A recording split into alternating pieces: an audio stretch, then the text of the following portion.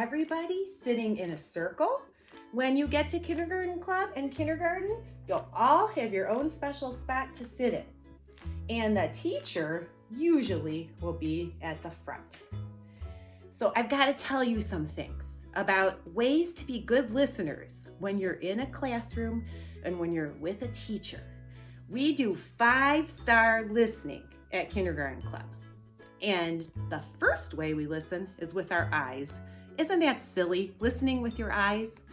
But what that means is if the teacher says, "Eyes on me," or even if the teacher is talking, what you do is you look at the teacher, you look at the person who's talking, and you look at whatever they're showing you. That's number 1, being a good listener, your eyes. Number 2 of being a good listener is using your ears. We need to use our ears to listen. We try to hear everything the teacher is saying, and in our imaginations, we can think about what she's saying. So our eyes, our ears. The other way that we're a good listener is with our lips. But guess what that means? It means we keep our lips closed. Some teachers will say, "Zip your lips." Oh. And that means that you have to be quiet when the teacher is talking. That's so all of the children can hear everything she's saying. But guess what? Sometimes you might have a question or an idea, or the teacher might have a question, and she'll say, "Raise a quiet hand." That's how you let her know that you want to say something. You go like this. And she'll call you. She'll say, "Moses, what's your question?" And Moses will ask his question.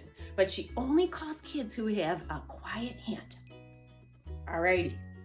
Excellent. So that's the third thing. Our fourth thing is we have quiet hands like this. Sometimes we put our hands in our lap, and that's a way to keep your body and your hands quiet. You keep them in your own space. I know some kids who like to keep their hands in their pocket, some kids who like to give themselves a hug. Some kids will even sit on their hands. If it's really hard to stay still and keep your hands quiet, you can sit on your hands.